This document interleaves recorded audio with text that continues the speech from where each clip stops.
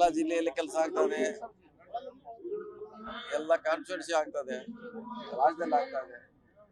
So ಅವ್ರು ವಿರೋಧ ಪಕ್ಷದವರು ವಿರೋಧ ಮಾಡ್ಬೇಕಂತ ಹೇಳ್ತಾರೆ ಹೊರತಾಗಿ ನಿಜವಾಗಿ ಅವರು ಅಭಿವೃದ್ಧಿ ಕಡೆ ನೋಡ್ತಾ ಇಲ್ಲ.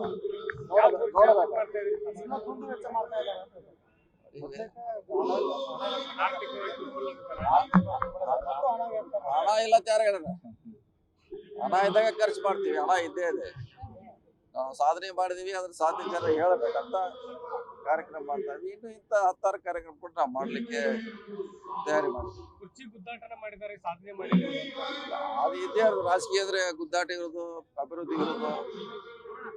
ಒಂದ್ ಮೂವಿ ಇದ್ದಾಗ ಎಲ್ಲಾರ್ದು ಸಂಕ್ರಾಂತಿ ಶಿವರಾತ್ರಿ ಬಂದ್ರೆ ಇಲ್ಲ, ಅದ್ರ ಬಗ್ಗೆ ನಮ್ಗೆ ಗೊತ್ತಿಲ್ಲ. ನೀವು ಅವ್ರಿಗೆ ಕೇಳಿ.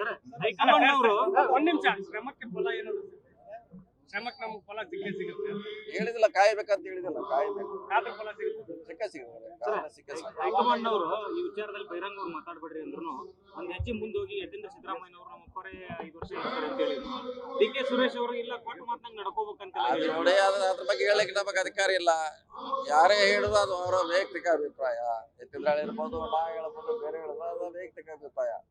ಅಂತಿಮವಾಗಿ ನಮ್ಮ ಹೈಕಮಾಂಡ್ ನಿರ್ಧಾರ ಮಾಡ್ತಾರೆ. ನ್ಯೂಸ್ ಫಸ್ಟ್ ನಿರ್ಭೀತಿಯಿಂದ ನಿಮ್ಮ ಪರವಾಗಿ.